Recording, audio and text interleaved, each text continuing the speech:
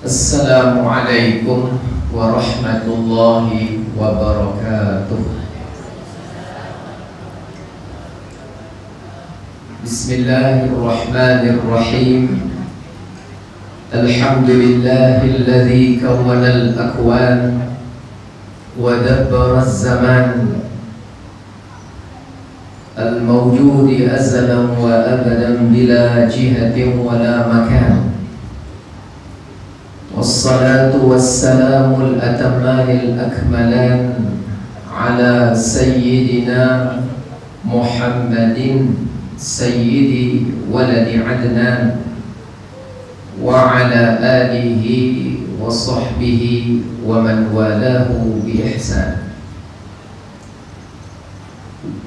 Subhanaka la ilma lana illa ma 'allamtana innaka antal alimul hakim. Wala hawla wala quwwata illa billahil aliyyil azim. Amma ba'd. Alhamdulillah, alhamdulillah, alhamdulillah. Terima kasih kepada pengacara majlis yang saya hormati, Tuan Haji Ahmad Farman, pengurusi dan seluruh ahli jawatan kuasa, tuan-tuan imam, tuan-tuan bilal, muslimin muslimat yang dirahmati oleh Allah. Syukur, alhamdulillah, alhamdulillah, alhamdulillah. Apa khabar semua? Sihat? Cara jawabnya macam kekenyangan.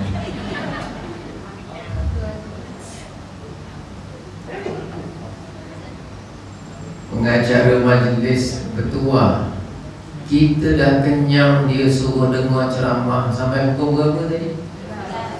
11. Mana ada orang kenyang dengar sampai pukul 11? Orang kalau kenyang dengar sampai 9.32. Biasanya macam tu 9.32. Tapi surau Al-Jawhar saya tak tahu. Ni pengalaman pertama nak tengok orang dengar ceramah dalam keadaan perutnya sudahlah kenyang, dapat pula aircon, Allah, kerusinya pula empuk, Allah, dapat pula nyanda, Allah. Jawapannya apa? Ya Allah, belum 9.32 tadi.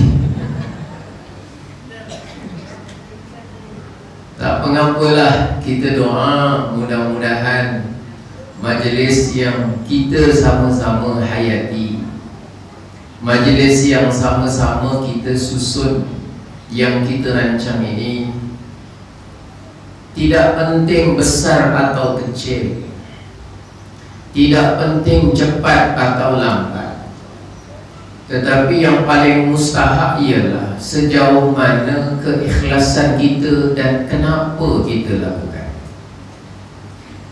Mudah-mudahan hari ini yang hadir, yang meraihkan, yang mengingati, yang menghayati baginda Nabi sallallahu alaihi wasallam, mudah-mudahan setiap orang yang hadir malam ini hatinya ikhlas, insyaAllah. Kalau renung-renung kan, dalam tiap-tiap aktiviti harian kita, yang paling ikhlas sekali apa? Aktiviti harian kita yang kita buat, yang paling ikhlas sekali apa? Kalau buat confirm ikhlas, apa dia? Masak. Masak kata dia. Betul, ada orang masak ikhlas, tapi ada orang masak ngomel lah, komplain, hari-hari aku je kena masak. Ada orang masak ikhlas, ada orang masak tak ikhlas. Betul. Tapi yang saya tanya ni lain. Apa perkara yang kita buat hari-hari biasanya confirm semua orang buat, mesti ikhlas? Apa ya? Tidur. Ada orang tidur ikhlas, ada orang juga tidur tapi apa nak kata, tak berapa.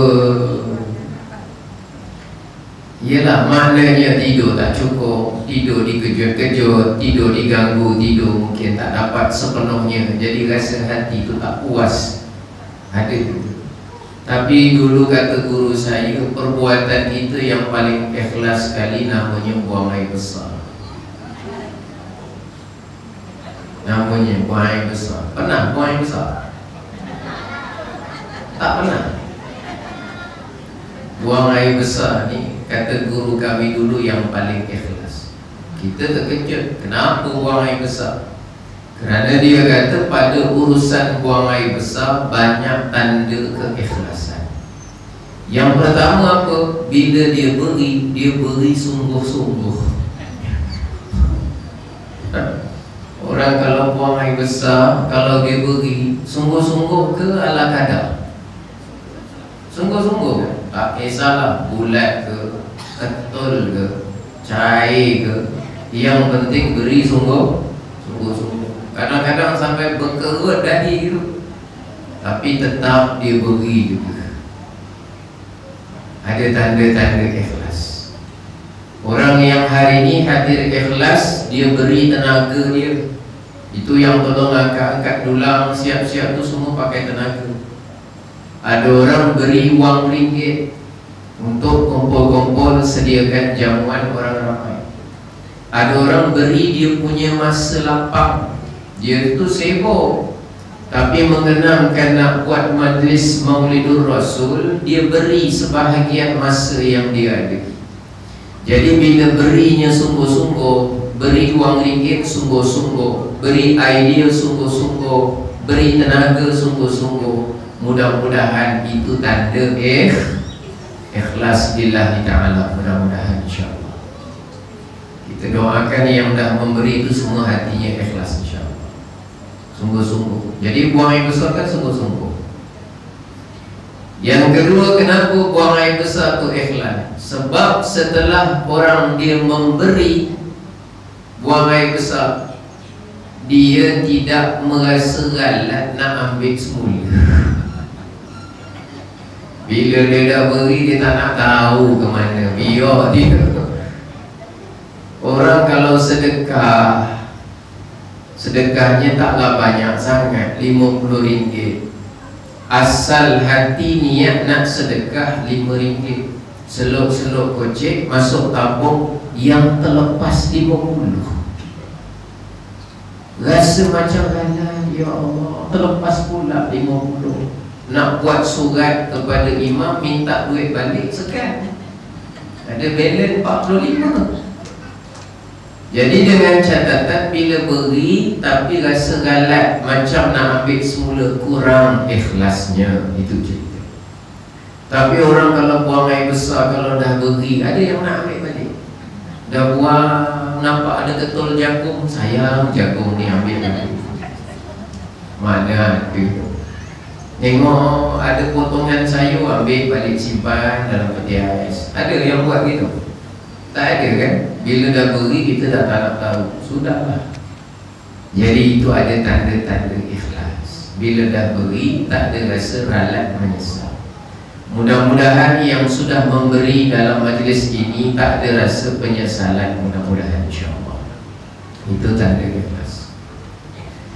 Yang ketiga, kenapa saya kata penting ikhlas dan kenapa contohnya buang air besar? Sebab orang kalau dia buang air besar, dia kalau boleh orang tak tahu, diam-diam hilang dia.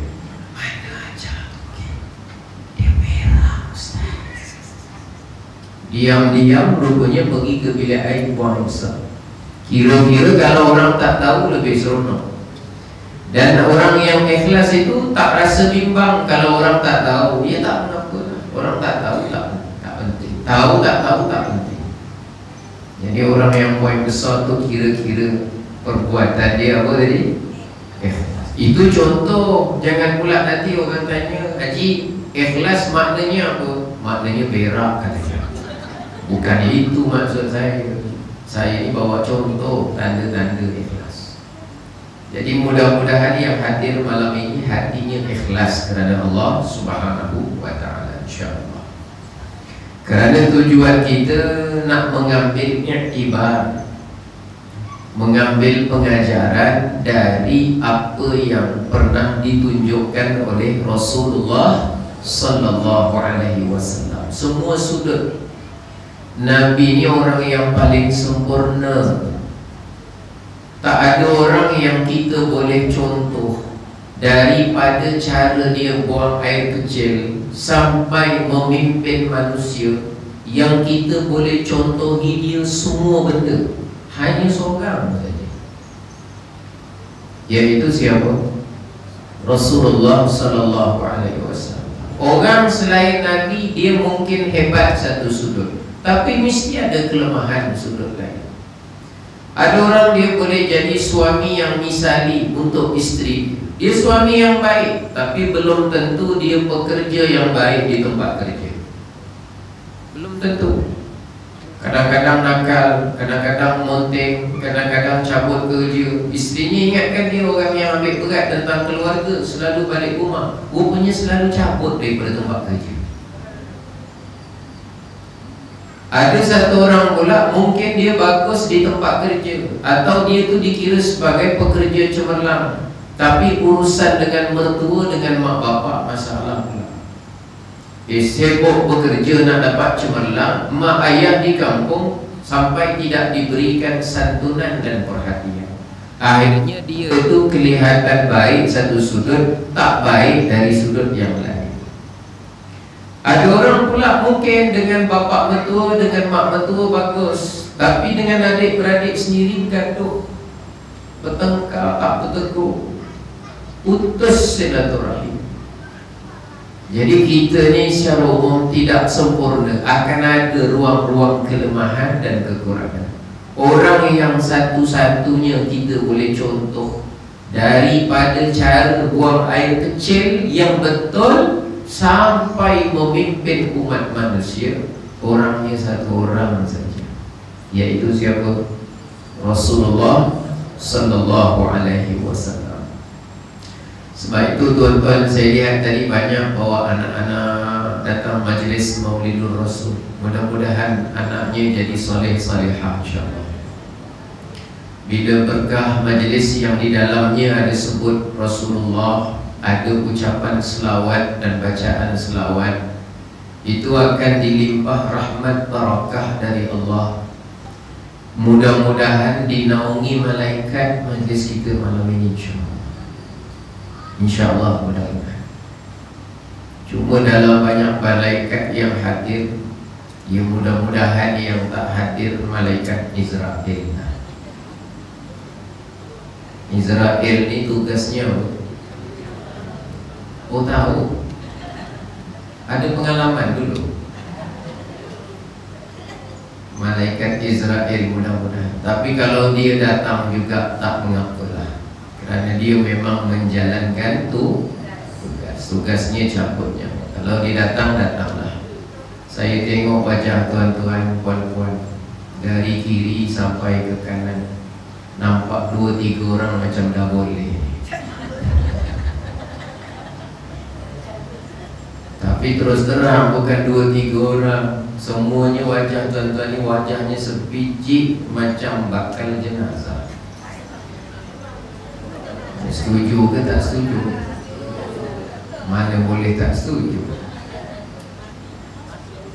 Kullu nafsin dha'iqatul maut. Tiap yang menyawa pasti merasai, pasti akan merasai kematian. Tuan-tuan bakal jenazah, saya pun sama bakal jenazah.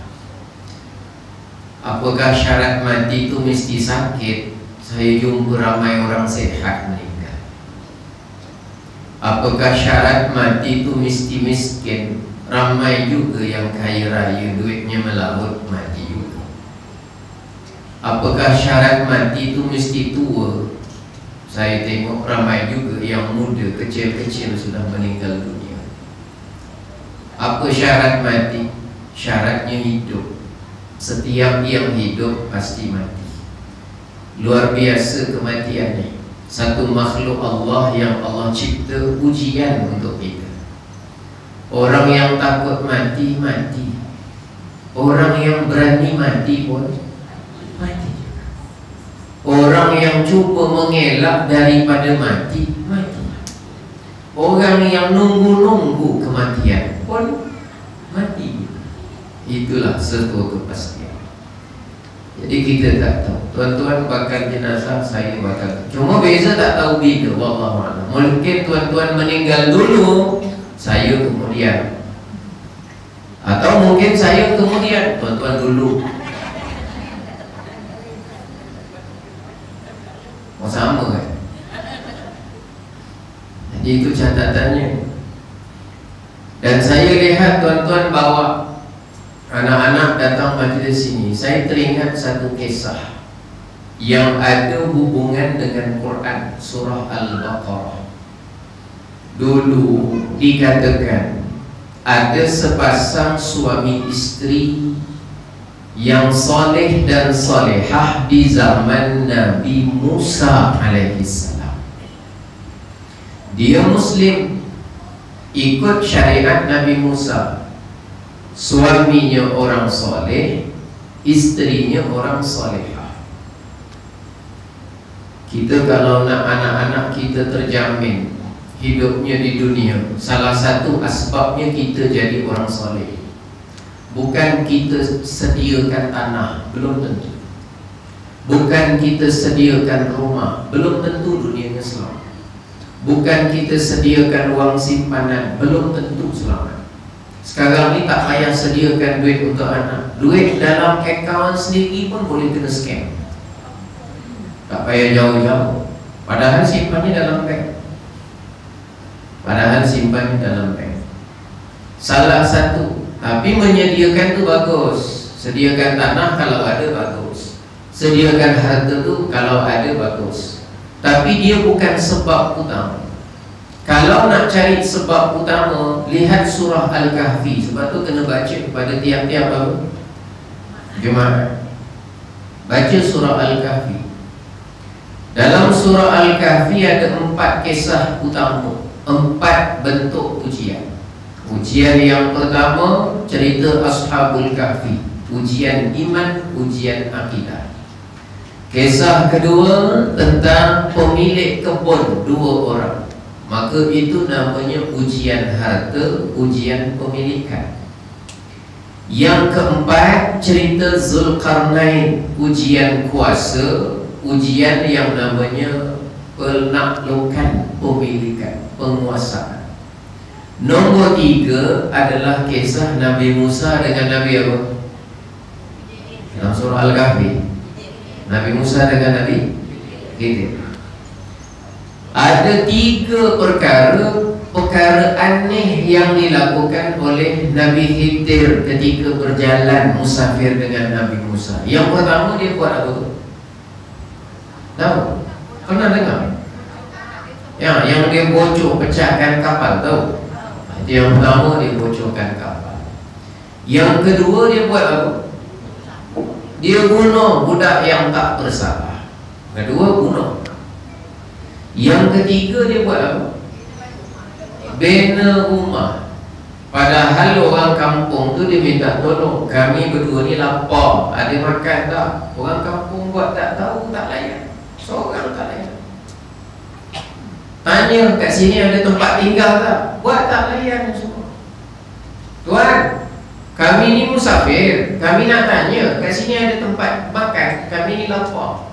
Orang buat tak tahu, tengok buat tak.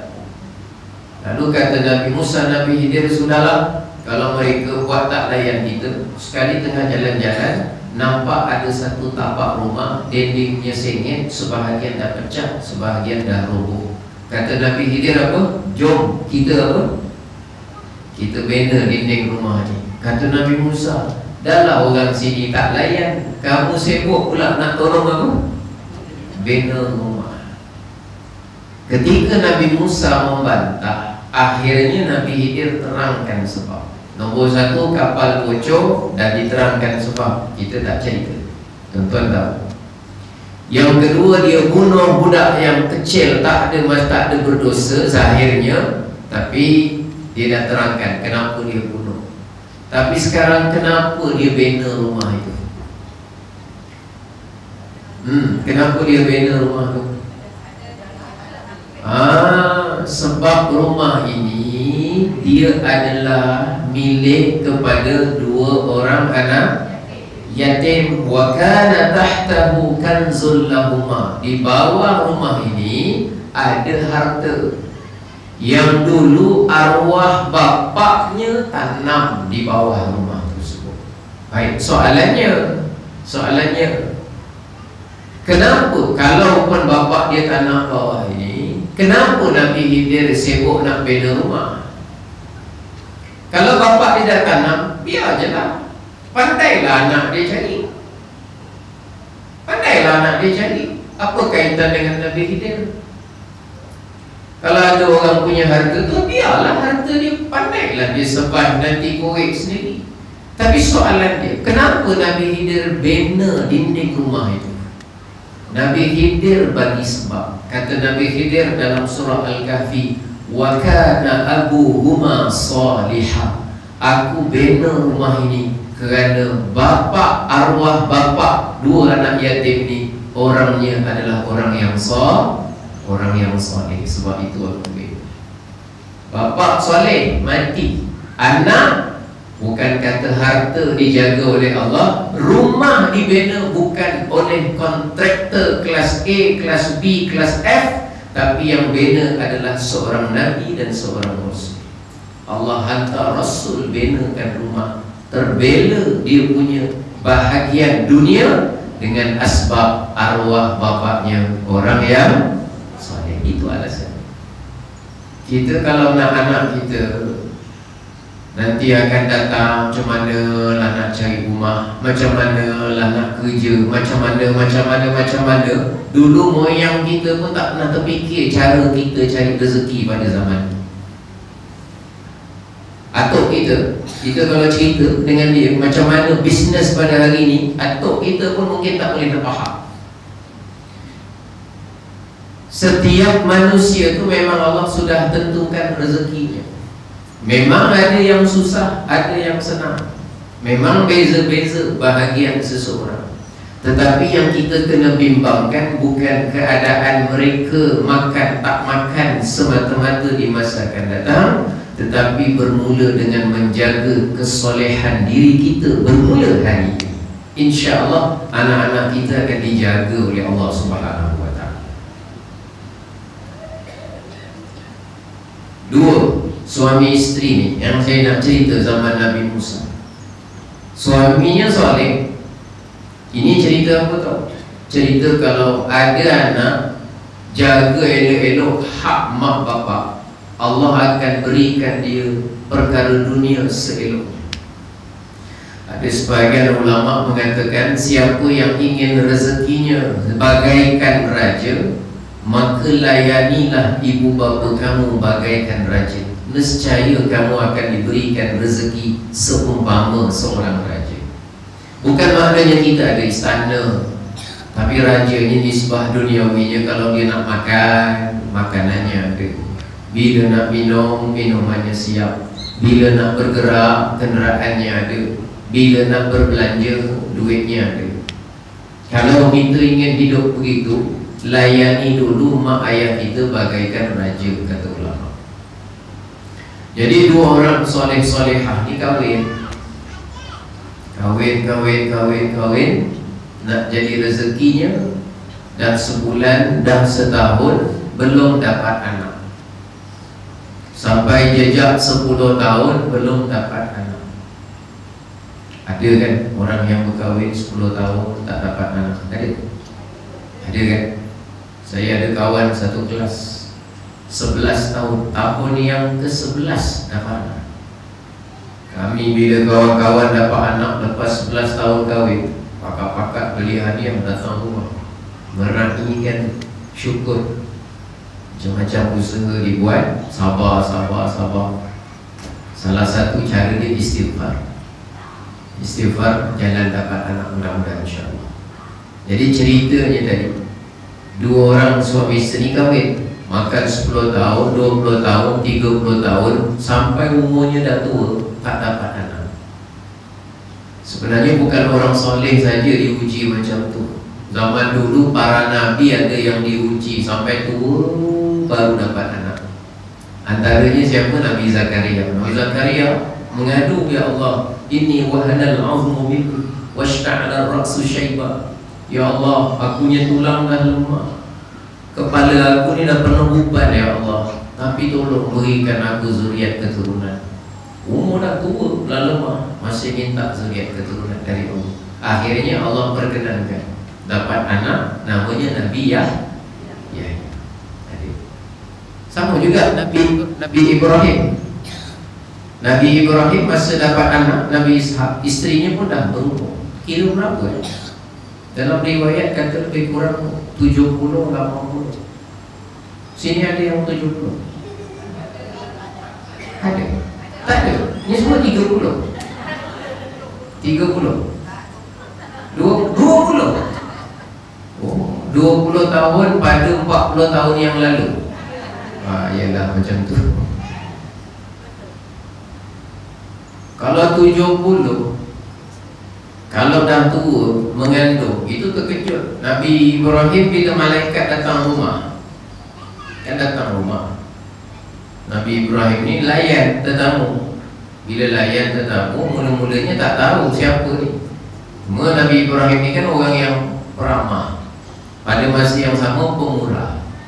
Orang datang ke rumah, diberi layanan, pergi ke belakang, sembelih binatang, sembelih dah panggang-panggang, siap-siap cepat-cepat hidang. Bila hidang gitu, jemputlah makan. Seorang pun tak makan. Tengok,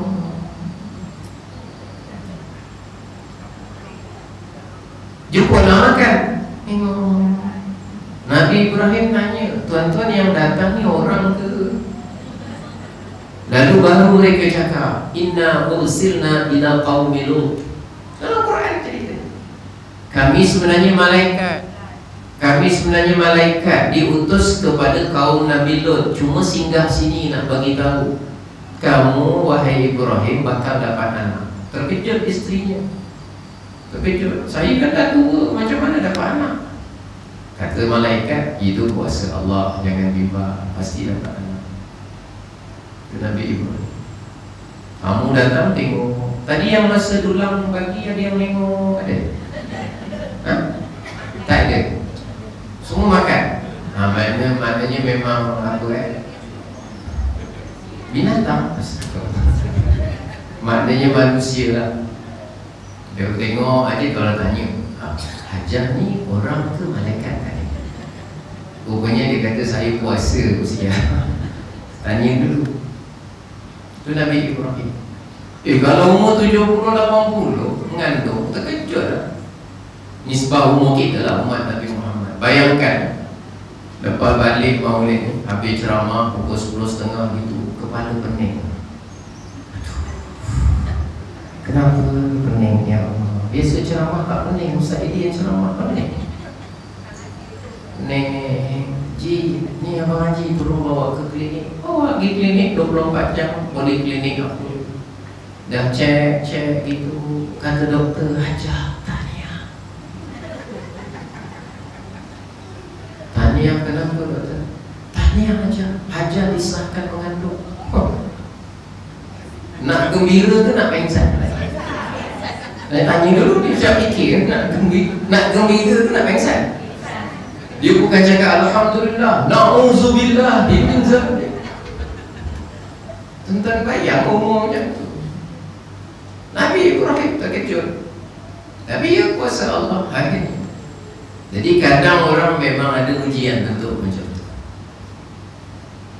Yahabu liman yasha'u inatha wa yahabu liman yasha'u dhukur. Allah beri kepada siapa yang Allah nak kendaki. Allah beri anak perempuan, ada yang Allah beri anak lelaki. dan sebahagian mereka Allah jadikan mereka tidak boleh mengandung. Memang gitu, dalam Quran sebut. Memang Allah berkehendak gitu. Jadi suami istrinya dia kahwin, tak dapat zuriat. Bila dia dah umur lanjut, dah tua, rezekinya istrinya mengandung. Ketika istri sudah tua, suaminya sangat tua. Lalu suaminya lihat ini mungkin rezeki dari Allah. Akhirnya apa? Akhirnya istrinya melahirkan anak. Anaknya lelaki, bagus. Budaknya cantik, budaknya cerdik. Bila lahir anak lelaki, suaminya ni yang makin tua dan mula sakit-sakit, dia cakap, apa yang patut aku wariskan pada anak aku ni? Dia tak memiliki harta, melainkan ada memiliki seekor anak lembu. Warnanya cantik, kilat-kilat, kuning-kuning keemasan. Lalu dia pikir, aku ni hajat kalau boleh lembu ni nanti satu hari nak serah pada anak aku lah, bayi yang baru lahir. Cari jiran. Dia tanya jiran, tuan, boleh tolong tak jaga lembu saya? Saya ni sakit-sakit, kalau meninggal saya harap nanti lembu ni diserah pada anak. Kata jiran dia, saya tak mampu lah jaga. Tanya saudara tak? Isteri dia dah mula dah tua, tak harap. Akhirnya dia fikir-fikir, sebaik-baik pihak yang saya serahkan penjagaan adalah Allah Subhanahu wa ta'ala. Kerana Allah sebaik-baik penjaga. Lalu apa dia buat? Satu hari pagi dia keluar, bawa anak lembu, tarik, bawa masuk dalam hutan. Sampai dalam hutan, dia pun berdoa kepada Allah. Apa doa dia? Ya Allah, aku ini ingin supaya anak lembu ini diwariskan pada anak aku. Tapi tak ada orang yang boleh jaga. Isteriku dah tua, yang lain tak ada yang boleh jaga. Sebaik-baik penjaga adalah Engkau ya Allah. Maka aku lepaskan lembu ni ke dalam hutan, mohon Engkau pelihara. Bila sampai masa anak aku memerlukan, mohon dikembalikan semula kepada anakku. Amin. Kemudian tawakal, lepaskan lembu. Setelah lepaskan, balik rumah. Bila balik rumah, istrinya tanya, abang tadi ke mana? Saya ke hutan. Buat apa dekat hutan? Saya lepaskan anak lembu kita yang seekor tu. Oh, kenapa lepaskan? Saya serahkan dalam jagaan Allah. Nanti awak tengok anak kita kalau dah besar, kalau dia perlu kepada lembu, suruh dia cari di hutan. Bila nampak lembu ini, doa kepada Allah supaya Allah datangkan lembu itu kepada dia. Baik bang, istrinya solehah. Dengar. Setelah sedikit daripada masa itu, suaminya sakit, akhirnya meninggal. Kalau kita meninggal, suami meninggal, istrinya kira-kira akan menjalani tempoh apa namanya? Iddah. Zaman tu saya tak tahu, Allah mungkin ada tempoh iddah. Kalau orang perempuan kan, kalau diceraikan, iddah dia 3 kali suci. Kalau dia itu dah tak ada apa namanya, dah tak ada uzur, dah tak, dia panggil apa? Ikan paus. Apa namanya? Menopause, ikan paus. Kalau orang yang dah menopause itu, dia punya iddah dia 3 bulan. Tadi 3 kali suci. 3 kali suci itu apa lama? Ikutlah, orang perempuan beza-beza. Ada orang 3 kali suci 2 bulan selesai. Ada orang 3 kali suci 6 bulan. Sebab dia punya suci dia lama, 2 bulan lebih suci. Ada orang kadang-kadang yang kes-kes tertentu 3 kali suci tu makan setahun. Itu kalau setahun tu yang nunggu demam tu, nunggu lama betul awak ni nak suci 3 kali suci. Saya suci dalam tepu katanya. Jadi orang perempuan kalau diceraikan, tengok kan, kalau mengandung sampai melahirkan. Kalau meninggal, lain pula kiraan dia 4 bulan 10 hari. Itu orang perempuan, dia ada iddah beza-beza. Orang lelaki, kalau istrinya meninggal, iddahnya berapa hari?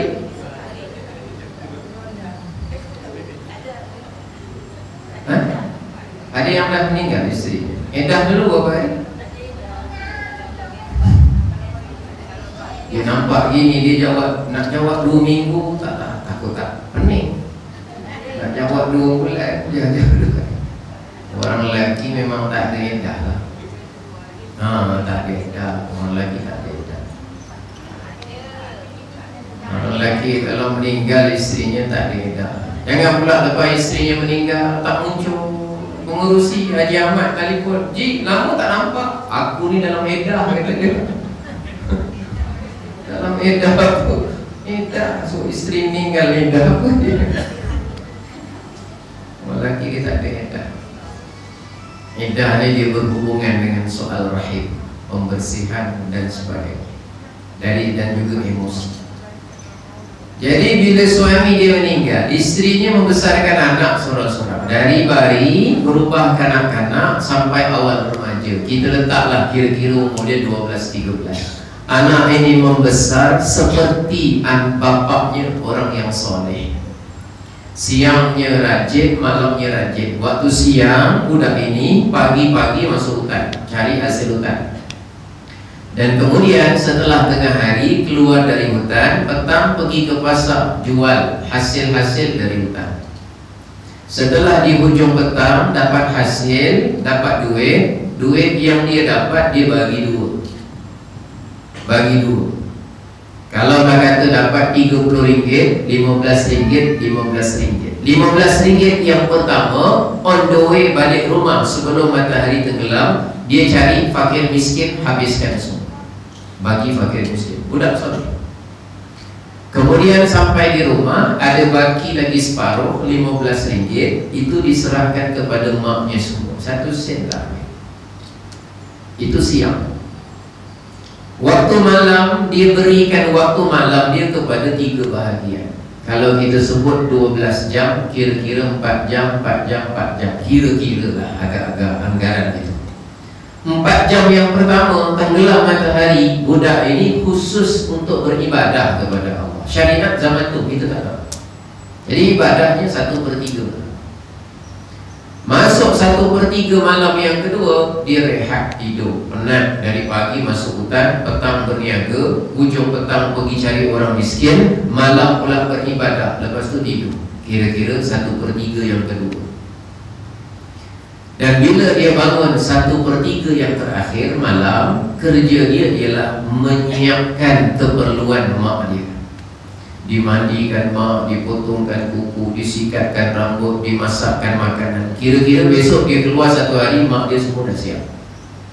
Macam tu rutin harian. Siang, pagi masuk hutan, petang ke pasar, kemudian cari orang miskin, balik rumah siap-siap beribadah, tidur sekejap, pagi siapkan mak, kemudian pagi masuk hutan. Bila dah hari-hari buat macam tu, anak yang baik ini, lalu maknya ni yang dah uzur hidup fikir, rasanya dah sampai masa anak aku ni kena gunakan lembu warisan arwah suami dia. Lalu satu hari dia panggil anak dia, "Nak, sini. Ada apa mak? Ni mak nak tanya kamu ni buat kerja siang malam tak berhenti-henti ni, mak nak tanya, kamu tak rasa penat ke?" Dia diam.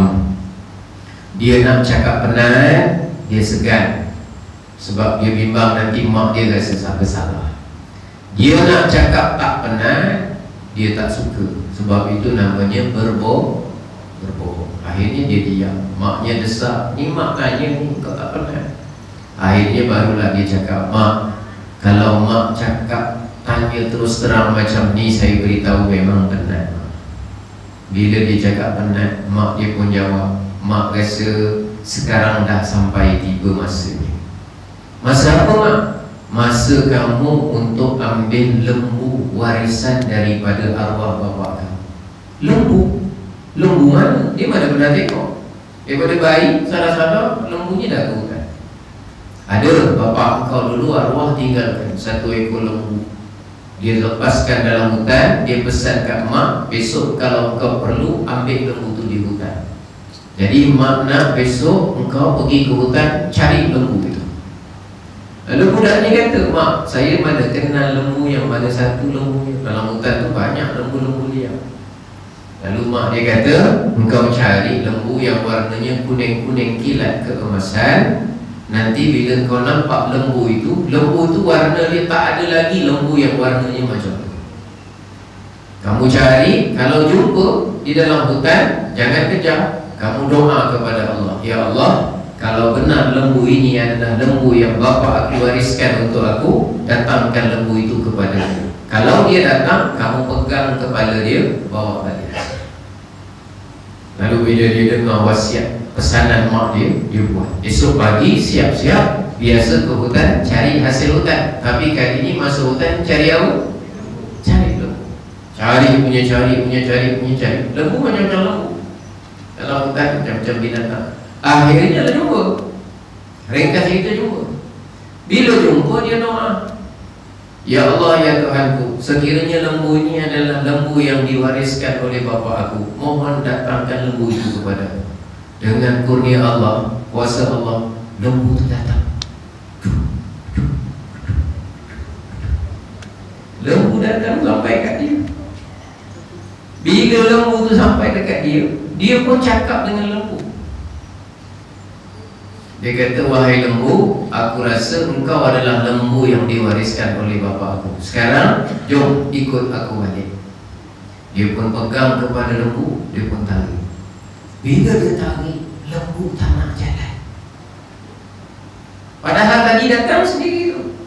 Lembu liar ni tuan-tuan tahu kan, kalau nak tangkap korban lembu lepas macam nak pingsan, nangkap ni. Kalau tak kena skill, susah dia nak tangkap. Tarik tak nak. Lalu akhirnya budak ni tanya, lembu kenapa tak nak jalan? Dengan kuasa Allah, lembu tu cakap. Sini ada yang pernah lembu cakap dengan dia. Tuan-tuan cakap dengan binatang tak asyik lah. Binatang cakap dengan tuan-tuan pernah? Dulu kan ada apa, kisah kan, dalam hadis Nabi, riwayat Imam Baihaqi.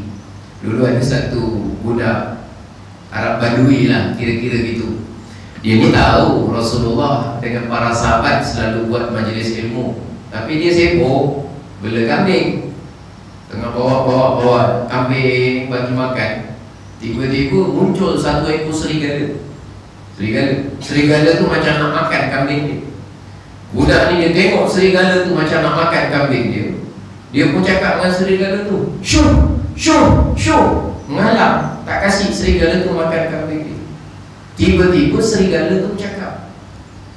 Dia kata, wahai penggembala kambing, bertakwalah kamu kepada Allah. Kamu telah mengharang rezeki yang telah Allah tentukan untuk aku, kata serigala.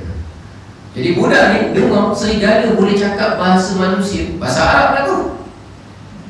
Lalu budak ni kata, oi, macam mana serigala boleh cakap? Aku pelik betul lah. Bila dia cakap perkataan pelik, lalu serigala tu jawab, engkau sibuk pelik dengan aku pelik dengan kau. Jadi orang ni kata, kenapa engkau pelik dengan aku? Kata serigala, aku pelik sebab orang lain semua sedang berhimpun bersama dengan Nabi akhir zaman, belajar dengan Nabi. Engkau sibuk bela kambing, engkau lagi pelik. Kena tazkirah dengan serigala. Lalu penggembala kambing ini jawab, kata dia, serigala, kalau aku tak jaga kambing aku, nanti kau makan, sebab tu aku jaga kat sini. Lalu serigala jawab, kalau aku memang makan kambing, tapi kalau engkau pergi belajar kepada Nabi akhir zaman, aku tak akan makan kambing kau, aku jaga kambing kau. Lalu penggembala kambing kata, betul kau jaga? Betul, aku jaga. Akhirnya penggembala ni kambing terus pergi sampai ke majlis Rasulullah. Nabi tengah bagi tazkirah dengan para sahabat. Tuan tak pernah dengar cerita ni? Kesiannya ya Allah. Jadi Nabi bagi tazkirah. Akhirnya dia tegur. Dia kata, Rasulullah, saya ada bawa berita Rasulullah. Nabi kata, ada apa? Tadi saya jaga kambing, tiba-tiba serigala nak makan kambing saya halang. Tiba-tiba dia cakap dengan saya, dia kata dia pelik tengok saya pelik tengok dia. Dia kata dia pelik tengok saya sebab saya tak datang kepada majlis Tuhan, tapi oleh kerana dia dah janji nak jaga kambing saya datang majlis Tuhan. Kata Rasulullah, yang kamu cerita ni cerita benar. Sekarang kamu cerita kepada para sahabat aku. Lalu dia cerita dengan para sahabat Nabi. Setelah dia cerita, Kemudian Rasulullah bersabda, la taqumus sa'atu hatta yukalliman nas as-siba' atau kama qala. Tidak akan berlaku hari kiamat sehingga nanti akan berlaku binatang-binatang liar dan buas mula bercakap-cakap dengan manusia. Salah satu tanda di situ. Setelah selesai, itu tanda-tanda lah. Tadi tuan-tuan datang ke surau, ada anjing-anjing nego-nego. Tak tahu, tak ada. Tak ada, dia panggil Hajar, ni nak pergi mana ni, ada? Oh tak ada, belum lagi. Jadi setelah itu, Rasul dia kembali ke tempat dia, dia pastikan tengok betul tak serigala ni jaga kambing ni, betul tak? Jaga, malah bertambah jumlah ekor. Lalu dia korbankan satu ekor, diberikan kepada yang namanya serigala. Itu dalam kitab Dalailun Nubuwah Imam Baihaqi. Jadi saya nak cerita dengan tuan-tuan ni, mungkin saja sesuatu tu Allah berikan dalam bentuk mukjizat, tapi serigala tu bercakap bukan mukjizat orang itu, tapi serigala tu bercakap kerana memperserlahkan mukjizat Rasulullah sallallahu alaihi wasallam. Dan kadang berlaku pada orang soleh, macam budak tadi. Budak tadi tarik lembu, lembu tak nak jalan. Dia tanya lembu, kenapa kau tak nak jalan? Kata lembu, rumah kamu tu jauh. Apa kata kamu naik atas aku bawa kamu ke rumah. Lalu budak ni kata tak boleh lembu. Lembu tanya, kenapa tak boleh? Sebab mak aku pesan pegang kepala kamu bawa balik. Mak aku tak cakap naik atas kamu. Ini kira-kira anak yang apa? Anak yang taat. Dia bukan lurus betul, tapi dia memang lurus. Baik, jujur, kerana jujur. Bukan sebab dia tak cerdik ke, tak pandai ke, tak pandai kan, tapi kerana dia memang amanah. Mak dia kata pegang boleh. Akhirnya lembu kata baiklah. Jalan bawa sampai rumah. Ringkas cerita, bila sampai rumah, lalu mak dia kata terpelantar balik. Mak dia tanya, macam mana engkau dapat lembu tu? Dapat mak. Cantik lembunya, besar mak. Mak cakap dulu anak lembu. Ya dulu anak lembu lah, sekarang besar. Warnanya cantik mak, tak ada cedera kilat, warnanya kuning keemasan. Saya tak pernah tengok lembu warna macam ni. Mak, lembu ni kita nak buat apa mak? Lalu mak dia kata, lembu ni besok kamu jual di pasar dengan harga 3 dinar. Baik mak, saya jual besok pagi. Akhirnya ringkas cerita, besok pagi biasanya dia siap-siap masuk hutan. Kali ini tak masuk hutan. Kali ini bawa lembu pergi mana? Di pasar. Bawa lembu. Lembu 3 dinar, 3 dinar, lembu 3 dinar. On the way tu bawa. Baru nak ikat dekat pasar, tiba-tiba datang satu hamba Allah. Perwatakan bersih, orangnya kemas. Dek, lembu ni nak jual? Abang nak jual. Wih, cantik lembu kau ni. Alhamdulillah abang. Abang nak beli ke? Memang abang tertarik kan nak beli. Berapa harga ni? Harga dia 3 dinar saja bang. Oh 3 dinar. Wih, baguslah lembu kau ni. Abang ingat nak beli ya? Boleh bang, abang bagi duit, saya tolak barang.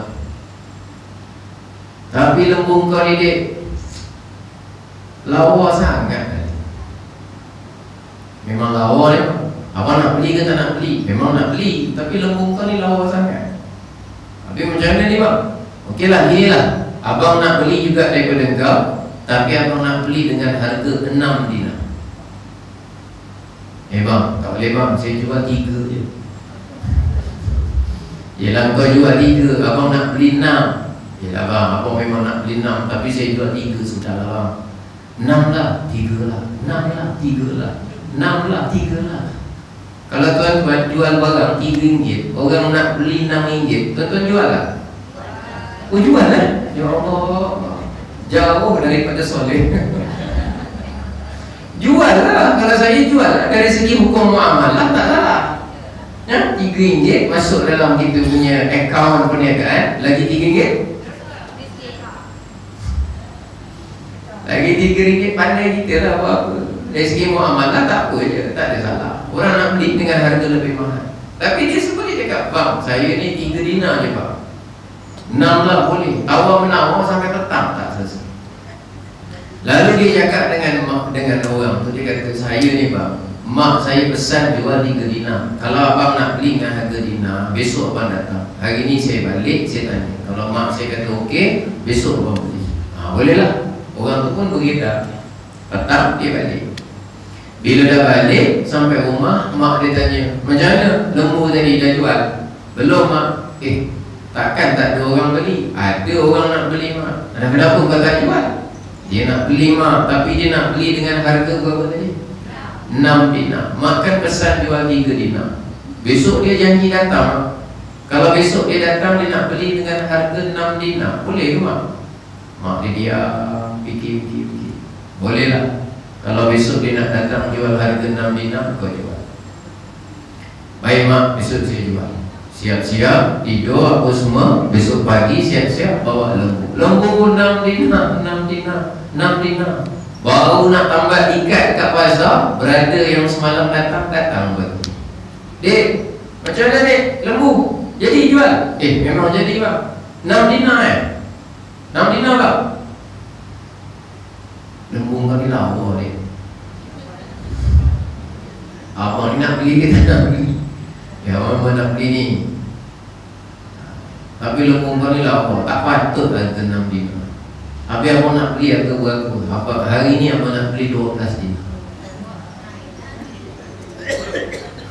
12 dinar. Habis semalam cakap 6, tu semalam, ni hari ni 12. Kalau saya jadi budak tu, saya kan akal. Bang, abang datang terus bulan depan terus naik terus. Beli 12, tak boleh bang. Saya janji dengan mak saya cakap 6, 12 lah boleh. Tak boleh lah, tak boleh lah cerita dia. Bang, bagi saya balik, saya tanya mak saya. Kalau mak saya setuju, besok saya bawa. Tapi abang betul-betul lah cakap, ya. Balik sampai rumah, tinggal cerita. Mak dia tanya, macam mana lembu tadi? Orang semalam datang mak, dia datang. Habis dia dah beli lembunya? Belum lah, tak jadi beli ke? Dia nak beli mak, tapi kali ni harga dia lain mak. Harganya baru 12 dinar. Besok katanya dia nak datang, nak beli dengan harga 12 dinar. Boleh mak? Kali ni mak dia bagi jawapan yang berbeza. Ni wanita solehah, dia dah ada apa dia panggil? Insting. Lebih kurang macam tu lah. Orang saya orang dulu panggil resa. Dia ada resa di sini. Lalu dia cakap apa? Kalau besok orang tu datang nak beli dengan harga 12 dinar, kau jual.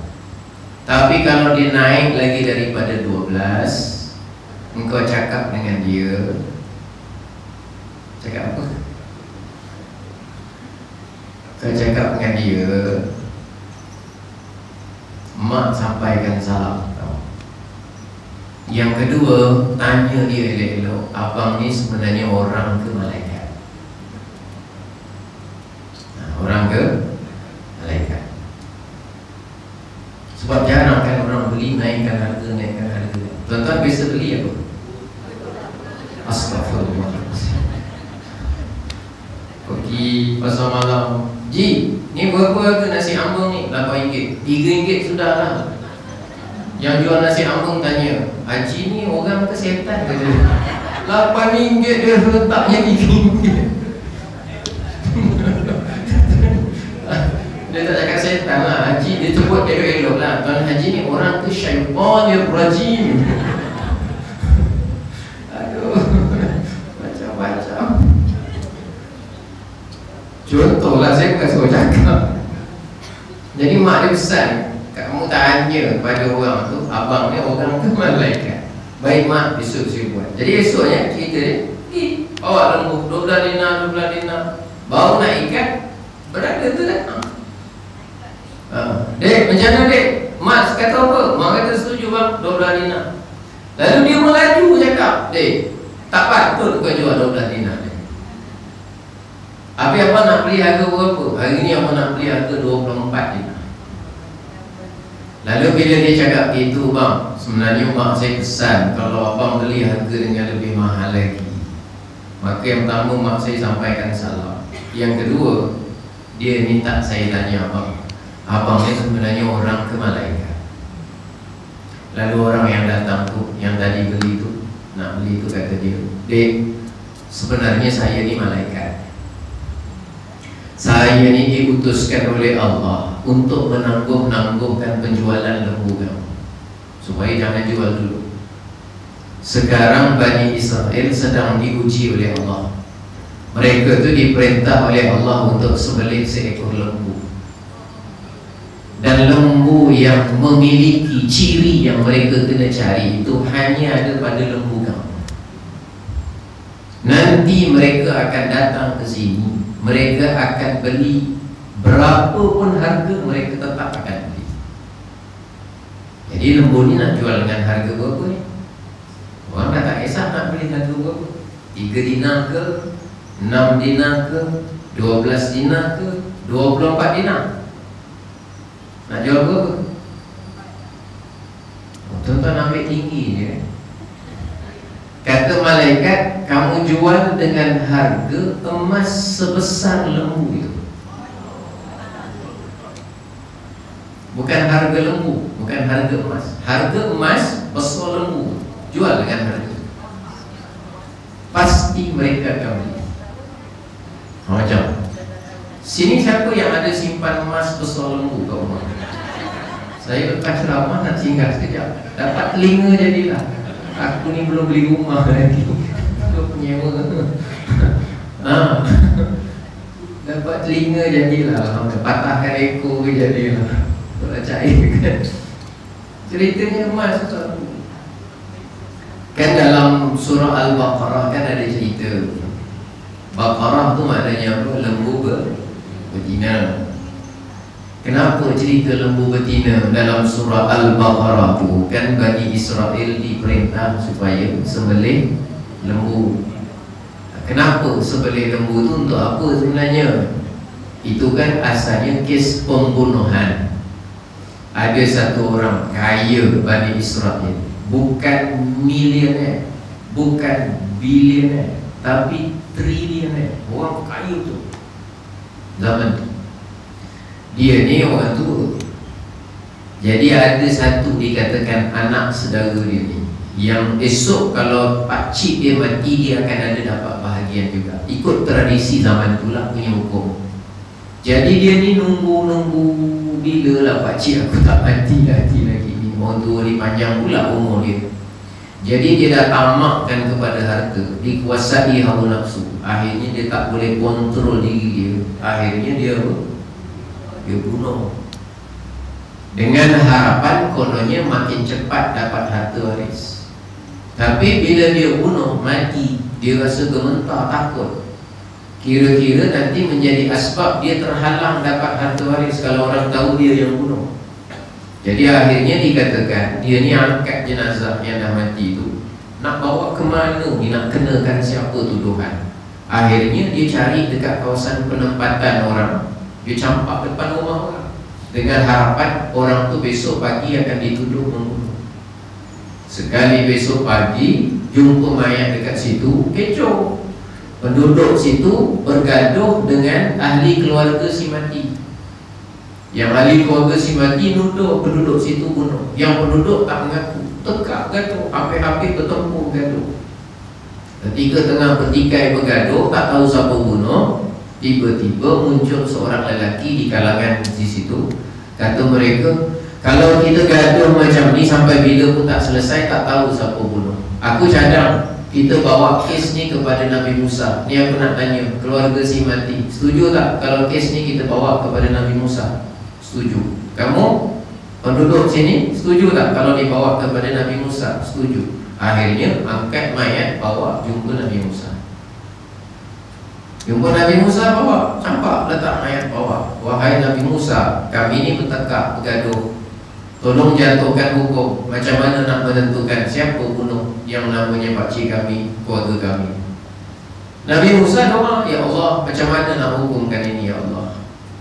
Allah turunkan wahyu, wahai Musa, perintahkan mereka sembelih lembu. Wa idh qala Musa liqaumihi inna Allaha ya'murukum an tadhbahu baqarah. Ketika Nabi Musa cakap dengan kaum dia, Allah perintahkan kamu nak selesai sembelih lembu. Bani Israel tahu aja lah menjawab, qalu atattakhiduna huzwa. Musa, engkau ingat kami ni apa? Buat bahan main-mainkan kami ya? Kamu olok-olokkan kami ya? Bani Israel time susah nak minta tolong, time diberi jawaban dia ngejek-ngejek kepada Nabi Musa. Lalu kata Nabi Musa tu, a'udzubillahi an akuna minal jahilin. Aku ni berlindung kepada Allah. Aku ni tak akan bagi kamu satu-satu perintah yang menunjukkan aku ni orang jahil, orang bodoh. Maknanya aku tak adalah buat arahan bodoh-bodoh supaya sama musuh ni. Ini semua memang perintah daripada siapa? Dari Allah. Allah yang perintah. Macam mana nak selesai urusan Allah? Tadi nak sangat minta tolong kepada Nabi, tapi bila disuruh, itu Bani Israel. Bila dia susah, dia nak panduan daripada Nabi dan Rasul, sebab dia nak settle. Tapi bila Nabi suruh, dia banyak alasan. Itu macam mana? Jadi akhirnya mereka tanya, kata Nabi Musa, kalau kamu tak nak sembelih, dia tak selesai lah. Macam mana nak selesai? Lalu dia macam mana ni? Kita nak buat, kita nak buat. Okeylah Musa, kami nak tanya, lembu yang Tuhan kamu suruh sembelih tu lembu jenis macam mana? Umur dia berapa? Umur. Sibuk tanya umur. Qalu ya Musa da'u lana rabbaka yubayyin lana ma hi. Wahai Musa, tolong terangkan kepada kami lembu yang kami kena sembelih umurnya berapa.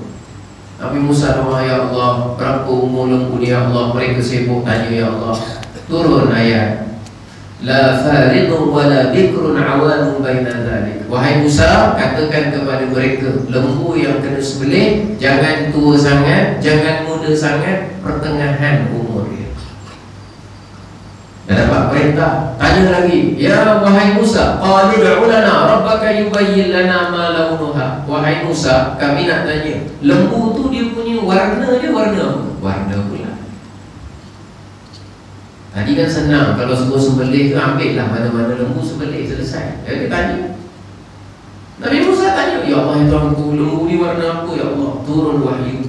Qala innahu yaqulu innaha baqaratun safra'u faqi'un launuha tasurrun nazirin. Wahai kaumku Bani Israel, ni dengar sini, lembunya umur tengah, warnanya safra, kuning. Faqi'un launuha, warnanya kuning-kuning pekat keemasan. Tasurrun nazirin, bila orang tengok, orang akan cakap, wih, hawanya. Mesti ada faktor wow dia tu ada. Kena cari tak lembu yang macam tu. Kalau tengok lembu, alamak tak boleh. Dia nak yang wow, tasurrun nazirin, menyeronokkan mata orang yang melihat. Lepas tu mereka tanya lagi, lembu tu apa dia punya ciri-ciri yang lain? Wow, turun lagi. La zalulun tusirul arda wa la tasqil hartha musallamatun la syiyata fiha. Lembu tu mesti tak pernah guna untuk bajak tanah, tak pernah angkat barang, tak ada cacat, la syiyata fiha, belang-belang tak ada, apa tak ada. Nak cari lembu macam tu punyalah susah. Kerana mereka menyusahkan diri banyak sangat bertanya kepada benda yang tak penting. Akhirnya mereka terpaksa juga cari lembu tu untuk selesai masalah. Lembu tu ada pada budak yang tadi, yang memiliki lembu tu.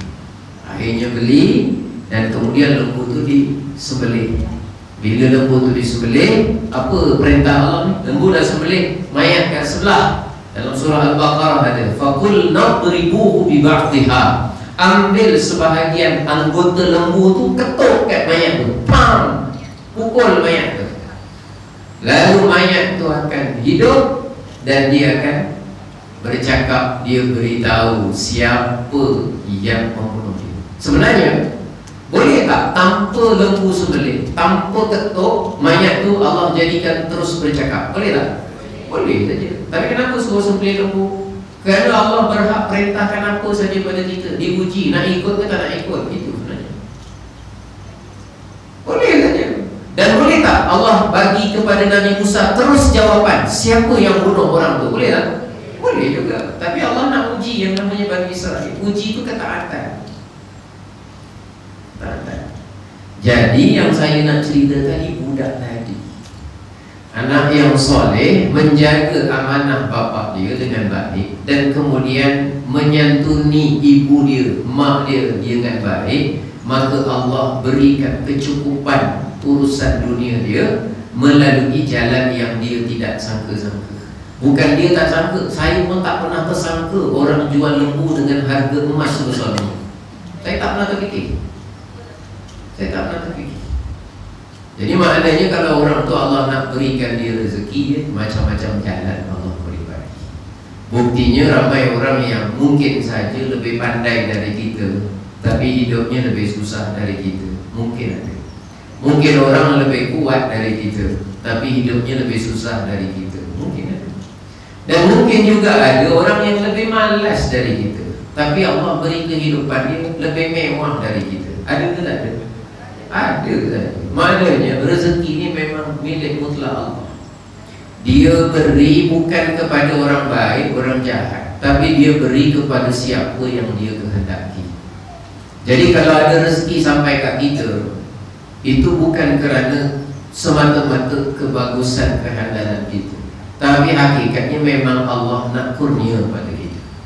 Yang asbab memang banyak, tapi hakikatnya memang Allah nak beri kepada kita. Sebab tu kita kalau dapat rezeki daripada Allah, jangan lupa untuk ucap Alhamdulillah.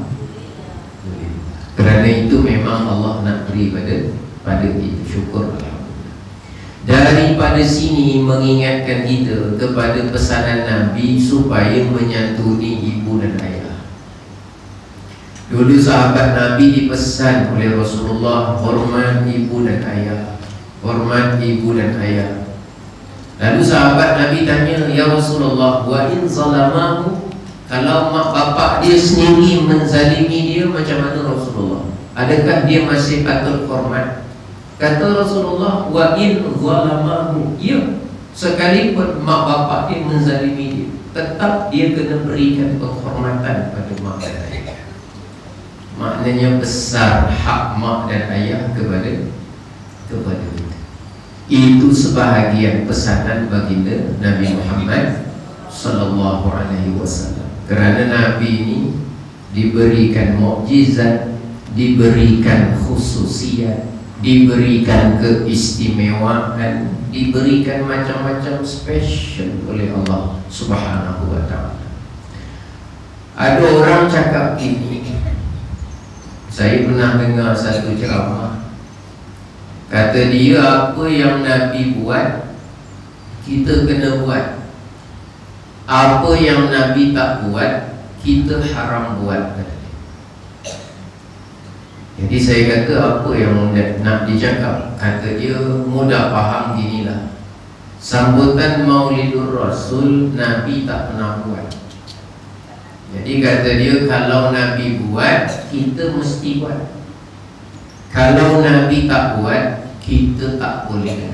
Jadi dia tanya, Maulidur Rasul sambutan ni Nabi buat ke tak buat? Lalu jawapannya Nabi tak buat. Bila Nabi tak buat, maka jawapan dia jangan buat. Itu faham dia gitu. Kita kata, siapa yang ajar faham macam tu? Dia kata, itulah agama Islam. Kita kata bukan. Agama Islam bukan macam tu. Agama Islam, ada benda yang Nabi buat, kita wajib buat. Betul. Contoh sembahyang isyak tadi, Nabi buat tak sembahyang isyak? Buat, kita wajib buat. Ada benda Nabi buat, kita wajib buat. Yang kedua, ada benda Nabi buat, tapi kita tak wajib buat, cuma sunat. Sunat buat, bagus. Contohnya puasa Isnin Khamis, Nabi buat tak? Buat. Tapi kita wajib tak buat? Tak wajib. Tapi hukumnya apa? Sunat. Kalau buat bagus tak? Bagus. Kalau tak buat berdosa? Tak berdosa. Jadi ada nombor dua. Nabi buat, kita sunat buat. Ada yang ketiga, Nabi buat, tapi kita haram buat, tak boleh buat. Apa dia?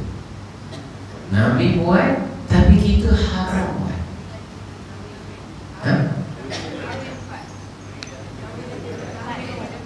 Tuan-tuannya asyik kahwin aja.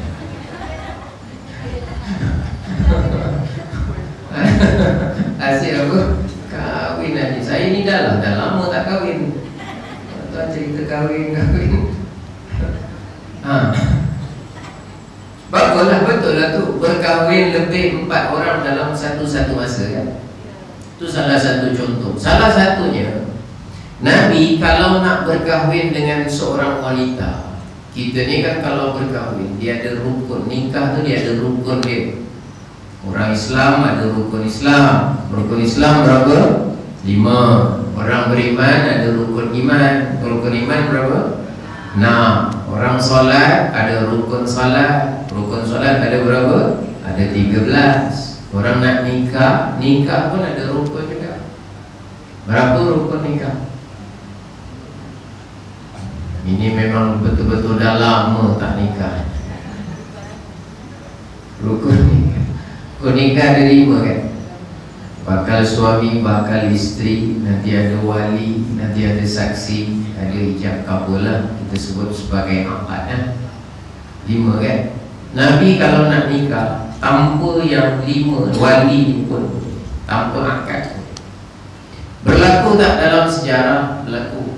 Tuan-tuan buka nanti dalam Quran, dalam surah Al-Ahzab.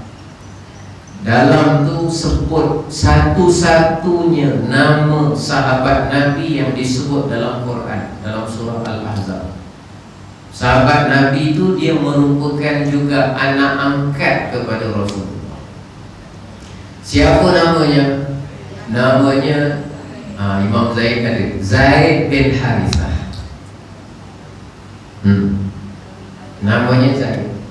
Zaid ni dulu kampung dia kena serang. Dikatakan dia tengah musafir, kawasan dia kena serang. Lalu dia diculik. Lepas diculik dan kemudian dijual. Bila dijual, dibeli oleh satu orang namanya Hakim. Hakim ini dah beli, dia bawa balik. Dia tanya makcik dia nama Khadijah binti Khuwailid. Siapa dia? Isteri Nabi. Dia mikir-mikir, ini isteri makcik aku ni lagi perlu. Kalau budak ni, budak kecil lagi, tapi dah boleh faham, dah boleh ingat. Jadi dia bawa balik. Makcik, saya ni beli budak ni, tapi saya tak tahu lagi nak buat apa. Makcik nak pakai? Boleh juga kalau kau bagi kat aku. Zaman dulu kalau beli-beli boleh apa? Boleh bawa balik gitu. Zaman sekarang tak ada. Dah tak ada lah. Kalau ada tu bukan pemerdagangan manusia. Jadi dia tanya. Jadi Khadijah ni dia cakap, bolehlah, bagilah. Khadijah bawa balik rumah. Jadi suruh buat kerja, pergi urus niaga apa semua. Jadi oleh kerana dia duduk di rumah, masa tu Rasulullah sudah berkahwin dengan Khadijah. Ini ceritanya Khadijah binti Khuwailid ni masa sebelum Rasulullah diutus sebagai Rasul, zaman-zaman Nabi muda-muda. Jadi Nabi ni sayang Zaid ni seolah-olah macam anak sendiri, jaga-jaga elok-elok. Jadi dia kerjalah dengan Khadijah, pergi kat tengah-tengah Makkah buat kerja. Suatu ketika Zaid ni bapak dia yang namanya Harithah dekat kampung. Orang kampung ni datang ke Mekah, urusan perniagaan, urusan musafir. Bila orang kampung ni datang ke Mekah, tengok macam aku kenal budak ni. Dia kerja dengan toki besar. Ini anak Harithah ni. Aku rasa anak Harithah. Kau rasa kau kenal tak budak ni? Ya, aku rasa anak Harithah. Kita balik nanti kampung kita cakap dengan Harithah, anak dia kita jumpa kat Makkah. Akhirnya balik. Bila balik sampai ke kampung, pergi jumpa bapak dia. Harithah, anak kau kan dah lama hilang. Betul, kami ni datang ke Makkah, jumpa anak kau tu macam tengah kerja dengan satu orang hartawan wanita di tengah-tengah Makkah. Kami nak negur tak berani, orangnya orang bangsawan. Tapi kami nampak daripada jauh. Kalau nak, aku dengar nama suaminya Muhammad dekat sana. Harithah siap-siap. Kawan-kawan dia kata, kau bawa duit sekali, jadi tepus beli anak kau, bawa ke kampung, selesai. Akhirnya apa? Akhirnya bapak dia bawa kawan-kawan, bawa duit, pergi ke Mekah, cari rumah Khadijah.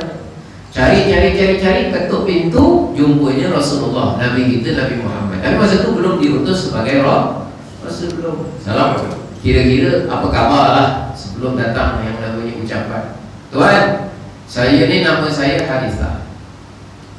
Saya setahu saya, Tuan ada budak suruhan, hamba abdi yang namanya Zaid. Budaknya kecil-kecil begini, betul? Rasulullah jujur kan, Al-Amin ya, dari dulu.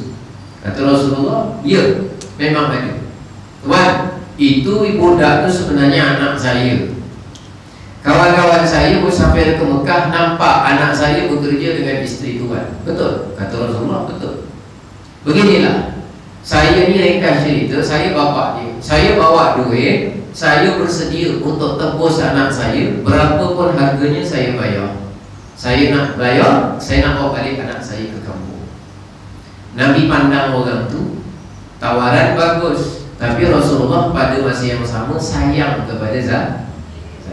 Lalu kata Rasulullah, beginilah, nak tak saya tawarkan kamu dengan tawaran yang lebih baik? Lalu orang tu tanya, apa dia tawaran dia? Wahai tuan, kata Rasulullah gini, kita panggil Zaid, kita tanya dia nak ikut tuan balik kampung atau dia nak ikut saya duduk di sini. Kalau dia kata dia nak ikut tuan balik kampung, duit simpan, tak bayar-bayar, free, bawa balik kampung. Tapi kalau dia nak duduk dengan saya tak akan memaksa dia dan tak akan mempengaruhi. Itu mutlak jawapan dia. Akhirnya bapak dia fikir, kalau tak bayar-bayar lagi bagus. Akhirnya setuju, panggil Zaid datang. Zaid tak tahu perbincangan, panggil Zaid. Bila panggil Zaid, ditanya kepada Zaid, Zaid, kamu nak ikut siapa? Ni bapak kamu. Ayah, dia kenal. Kamu nak ikut bapak kamu balik kampung atau kamu nak duduk di sini dengan aku? Akhirnya Zaid buat keputusan nak duduk dengan Rasulullah. Bapaknya marah-marah, kamu ni dah lah duduk sini jadi hamba abdi, kan jadi susah dikuli gini-gini. Ayah nak bawa balik. Tak apa ayah, saya lebih suka duduk di sini. Akhirnya bapak dia marah-marah dan kemudian meninggalkan dia. Dan kekal Zaid itu duduk dengan Rasulullah. Jangan ditanya kenapa Rasulullah tak ikut, itu suruh ikut bapak dia, kan lebih utama ikut bapak dia. Ini zaman ketika itu belum diturunkan wahyu, belum ada hukum hakam. Ikut masa itu dia nak buat keputusan dia. Akhirnya Zaid ni makin besar dan masuk remaja belia, sampai masa ada datang keinginan nak berkahwin. Bila nak kahwin, siapa nak kahwin dengan budak suruhan? Akhirnya Rasulullah bantu. Akhirnya jodoh dengan seorang wanita yang namanya Zainab. Zainab ni kira-kira ada hubungan kerabat dengan Rasulullah, orang bangsawan. Kahwin dengan orang hamba abdi ni kita sebut perkahwinan yang tak apa serama-rama, sekufu tak sekufu, tak sedarjat lah, kira lah orang sebut begitu. Sekufu, tak sekufu ni kalau kahwin sah, cuma tak berapa elok dari segi keharmonian. Dia ada yang harmoni juga. Jadi akhirnya dia kahwin. Bila kahwin, dia tak ada apa, orang darjat beza ni, jadi dia kahwin dalam rumah tangga, tak ada apa nak jaga, tak ada feeling tak ada apa namanya, tak ada sepahaman, tak ada kimia, tak adalah dia punya rasa seronok tu terkurang. Jadi akhirnya ni dalam surah Al-Ahzab, kita tengok ayat 37, nanti buka. Jadi bila sampai masa, Zaid ni selalu mengadu kepada Rasulullah, wahai Rasulullah, saya dengan isteri saya ni tak boleh lah Rasulullah, saya ingat saya nak ceraikan dia Rasulullah. Kata Rasulullah, amsik alaika zawjaka wa taqillah, kamu jangan cerai-cerai dulu, tahan, sabar dulu, bertakwalah kepada Allah. Baik Rasulullah, saya tak ceraikan dulu. Baru selang-selang sehari, Rasulullah, tak boleh Rasulullah, saya rasa tak ngam, saya rasa saya nak. Dua-dua orang baik, jangan tengok orang jahat. Zaid orang baik, satu-satu sahabat Nabi disebut dalam Quran. Zainab juga orang baik, tapi tak ada chemistry, tak serasi. Akhirnya mengadu banyak kali. Akhirnya agaknya memang dah sampai tahap batas akhir. Akhirnya dicerai. Bila ceraikan, wanita yang namanya Zainab binti Jahash tadi dalam iddah. Bila selesai iddah, Nabi pun pendam dalam hati. Dalam hati ni, Zainab ni orang baik, kan bagus kalau aku ambil dia sebagai apa? Sebagai istri. Wa tukhfi fi nafsika ma Allahu mubdihi wa takhsha an-nas wallahu ahaqqu an takhsha. Ada Al-Quran. Kamu simpan dalam hati kamu wahai Rasulullah, Allah yang akan mengungkapkan apa yang ada dalam hati kamu. Jadi dia ingin nikahi Zainab. Dan akhirnya Allah turunkan wahyu ayat yang sama, zawwajnakaha. Dengan demikian kami nikahkan engkau wahai Muhammad dengan Zainab.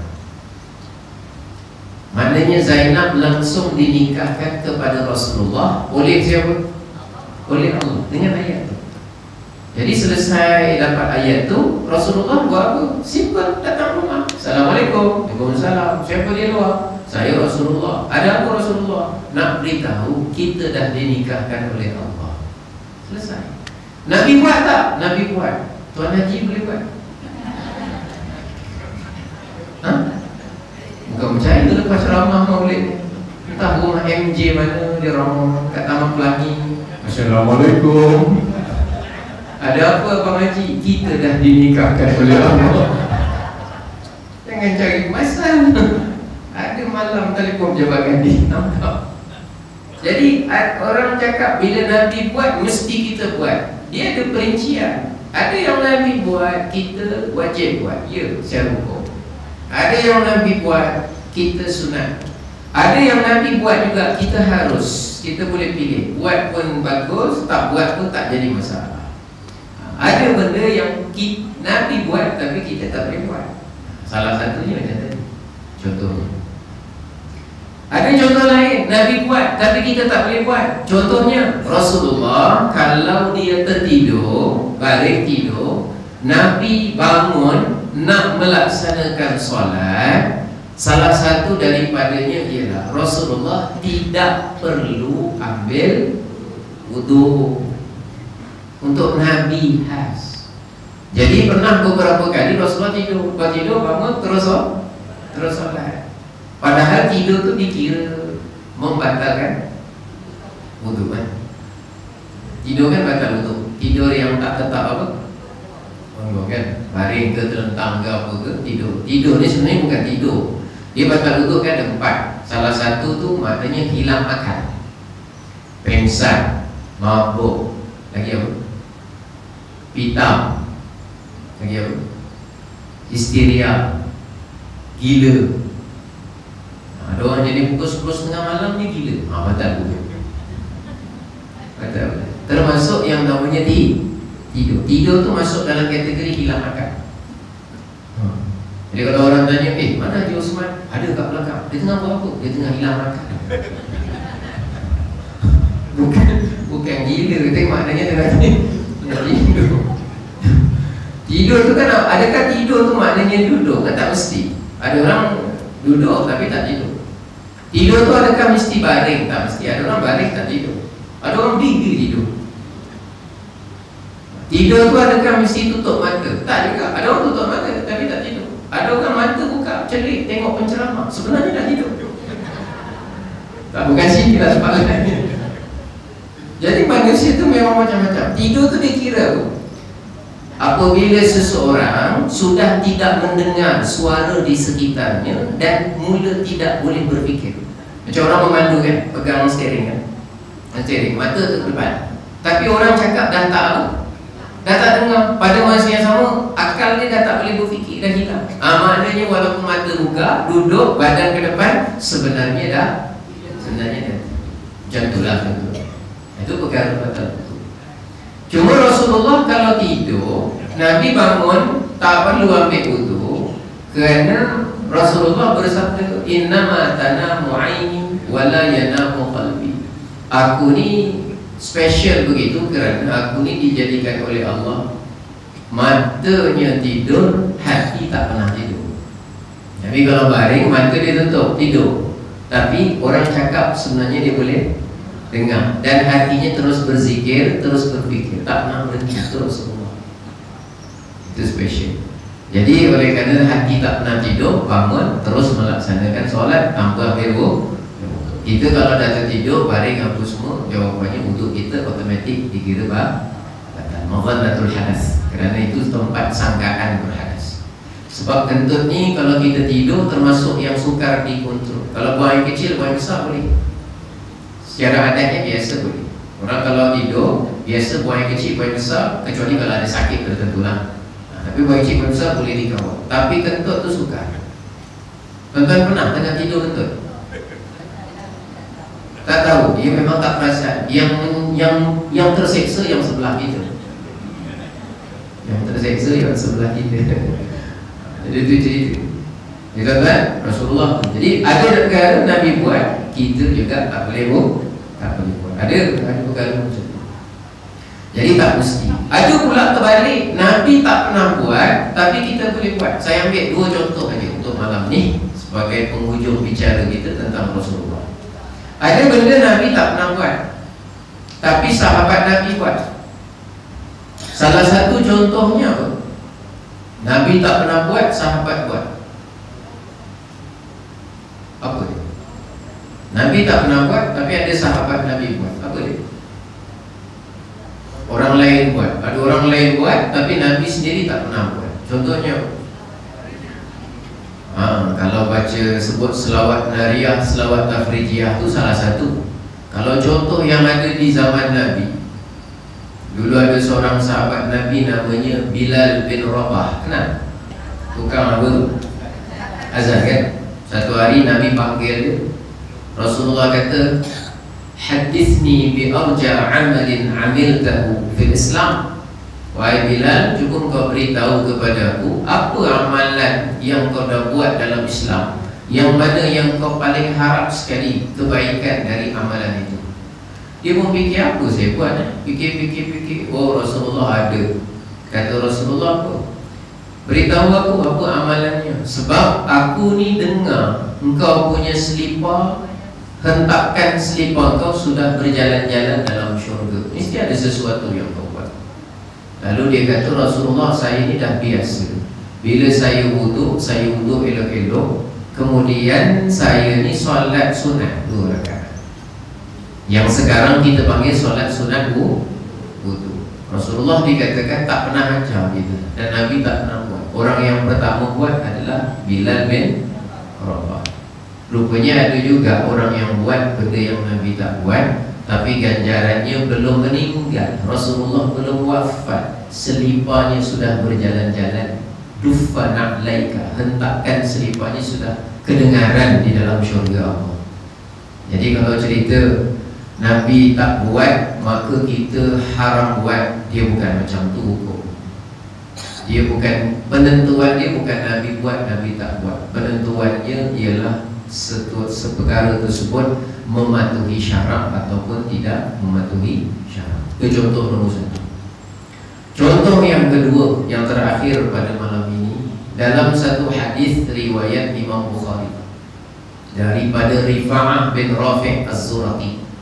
Kata Rifa'ah, satu hari aku sembahyang di belakang Rasulullah, Nabi depan, aku di belakang. Tiba-tiba Nabi rokok, aku pun ikut rokok. Falamma rafa'a ra'sahu min ar-raka'ah, ketika Nabi bangun daripada rokok, i'tidal, tiba-tiba ada satu jemaah kat belakang, dia pun juga i'tidal. Dia membaca Sami'allahu liman hamidah, Rabbana walakal hamd, hamdan katsiran thayyiban mubarakan fihi. Orang ni cerita hadis Sahih Bukhari. Ada sahabat Nabi kat belakang baca. Jadi setelah Nabi selesai solat, dia baca gitu. Dia baca Sami'allahu liman, dalam riwayat ni Rabbana walakal hamd. Yang kita biasa baca Rabbana lakal hamd. Yang mana salah? Rabbana lakal hamd ke Rabbana walakal hamd? Yang salah yang tak sembahyang Isya. Rabbana lakal hamd ke walakal hamd ke tak masalah. Jadi kat situ tadi Rabbana walakal hamd. Setelah habis sembahyang, Rasulullah pandang ke jemaah, Nabi tanya, siapa tadi yang baca tambahan hamdan katsiran thayyiban mubarakan fihi? Nabi tanya sebab baginda Nabi tak pernah buat, tak pernah baca. Rasulullah pun tak suruh, dia baca sendiri. Akhirnya orang yang baca tu, Rasulullah tanya, manil mutakallim, siapa baca tadi?